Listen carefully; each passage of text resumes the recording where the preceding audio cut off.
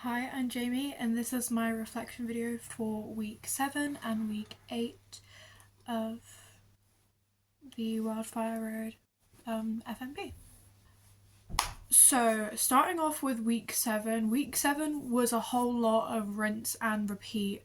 It got to the point where we had kind of blocked every single scene, so we really just needed to keep going back, run through after run through, seeing what we can improve. And we mainly focused on like the big parts of the play. So I call this scene the Boreal category violet scene because the main part of it is that we had an idea where everybody at the same time would say Boreal category violet, which later on in the play we find out that it's like a secret code for like multiple cyclones being in like a certain ocean and it's like fucking up all of the tides of the earth pretty much. Um, and this moment is when the hijacker like it predicts the future pretty much of what's going to happen because this obviously comes on later on in the play, and so it's a very big moment where it's like solid proof that the hijacker is telling the truth.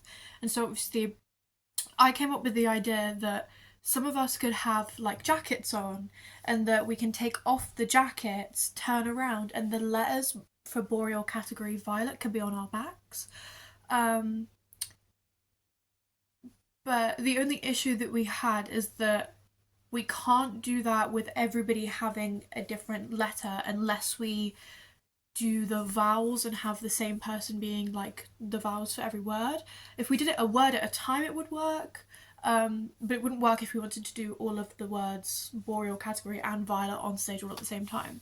So I had another idea that we could all have the letters on our backs, but then some chairs can have letters on like the back of them or like on the bottom, that like some people like show their letters with the chairs and some people show the letters by taking off their jacket and whatever and showing their back where it has Boreal category violet.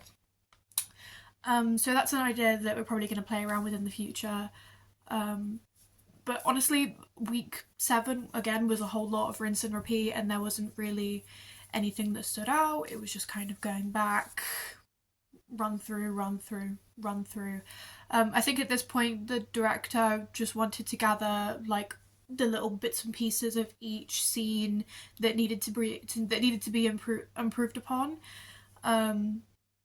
And so in order to do that, we did just kind of have to keep going and going and going. And then we'll get feedback on what we should keep doing and what we should change to improve and stuff like that. So yeah, but also at this point, I know all of my lines because we had half term literally the week before. And so over half term, it was our job to just learn lines, so then we could put the scripts down. And thankfully, my script is now down. I do not have to worry about, having to rely on a script. Obviously, every now and again, I do have to do line prompts, but that's usually just because that we're adding physical stuff to the scenes, and then my brain gets a little bit and I get a bit confused. But other than a few prompts here and there, I'm really, really proud of myself for getting my lines learned and just done and dusted, so that's out of the way, so I can figure out my characterization for Rena. But yeah, so that was week 7. Moving on to week 8. Week 8 was a very, very, very busy week. It was mainly looking towards the end of the play, kind of figuring out how to like have this really big build up for the please, please, please scene, and the scene Our Best Chance, like the crash landing of the plane, to kind of like this crescendo and then bringing it down to a very, very nice calm scene for the sky is very big here. So we've worked out some choreography for the please, please, please scene because we wanted some actual choreography in there in between like some protesty bits that we were doing, and like little plane dance. We wanted like a big like ensemble type of moment that was like really, really intense towards the audience. So we had a moment where obviously we'd find a partner, we'd do a dance, and we do like sort of like a bow section where, so my partner is Tally in this moment. So me and Tally will be on either side of the stage and we'll meet in the middle and then we'll do a dance. Very, very happy expressions, almost too happy, and it's disturbing. as we dance towards the front of the stage like a bow. And then instead of bowing, we make direct eye contact with the audience. The big smile, uncomfortable smile fades, and we are upset, we are angry, we are devastated. And the moral of doing this, the moral of the please, please, please scene as a whole is that people go about their day ignoring world issues like global warming, climate change, political issues, war, all of these things that we will just go and ignore and do our day-to-day lives, but they still affect us in some ways, and one day they're going to affect us so massively that our lives will change like that. Like how our smile, like that, is gone at the front of the stage. And then we come together, and then it's sort of like little plain dance when we meet in the middle again, and we have Lily, Naomi at the front, and we're all in like a plane section, and we have leaving on a jet plane, and we have those big happy fake smiles back again, and then we all go back to the back. We have this moment where the flames, like the sound of the fire, will come up and we'll have red lights, and our mood there in that moment will completely shift, with people begging, stepping forward and saying please, and then people coming forward and being angry and saying like please, and then like in silence we will all move as this wall towards the audience, and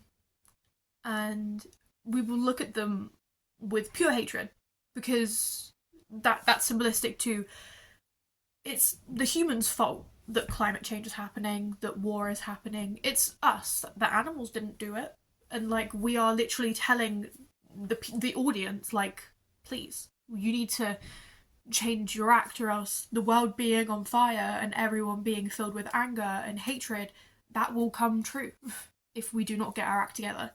And that's sort of what that whole please please scene is about. So that choreography really symbolizes that really, really well. We did experiment with like coughing and like not being able to breathe because of the fire, but we didn't even like need to do that. Just the staring and the hatred in our eyes and like doing that towards the audience will just say that enough. And I think that it's a very, very, like, I'm very, very proud. This scene was very, very difficult to like build together, and obviously we need to figure out the order of like where the protest scene's gonna go, where the plane dance is gonna go and stuff like that. But just having this, like, I feel very accomplished, and everybody did such a very, very good job. So if anybody in my group ends up watching this, well done. Very, very proud of all of us.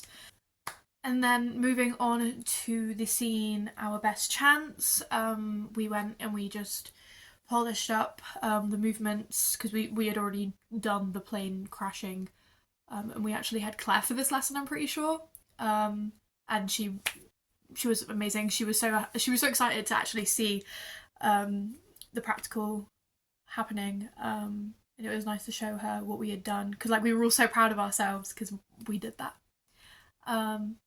But so we just polished up some movements and basically just needed to characterize ourselves in these panicky moments and stuff like that.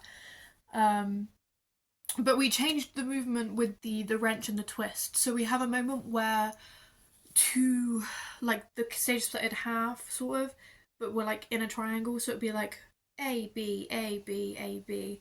And the A's will move inwards and the B's will move outwards, or it's the opposite way actually. The A's will move outwards with the word wrench, and we'll kind of like, it's like we have like a movement with our elbow to make it sharp, and we go wrench, but then we like go down and like into the brace position or into a position where we're like screaming wrench, twist, and it's like a very, very strong and impactful moment within this scene. And then another thing that we did is we changed the movement where we are on our knees or we're like crouched down and we all move together with our arms out like we are a plane, and we're like coming forward. And Claire even gave us feedback right there and then, and she said that it feels like a massive plane is coming towards the audience, like it feels like that. And doing it, like I could feel the energy, and it was very, very good, and I think everybody did a very, very good job.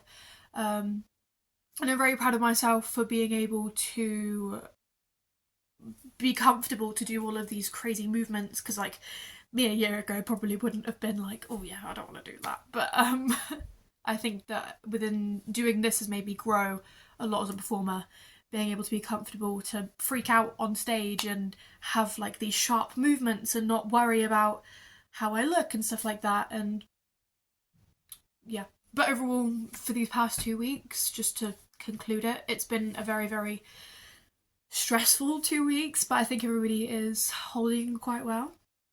And yeah, but overall very, very busy, very, very productive, and I honestly think that the play is pretty much ready. We have some polishing that needs to be happening, and individually we all need to think about our characters, but it's mainly just getting set and costume together now, which is really exciting. I'm so excited to actually perform. I cannot wait. But it's going to be very, very sad though doing last performances. But we definitely deserve to feel proud because this script is so bare and it's stressful just coming up with things off the top of your head like that and then making it come to life. But we've done it really well. And I personally think that I've done my best and I'm feeling proud of myself. So yeah. Anyway, that was my reflection video for week 7 and week 8 of the Wildfire Road FNP.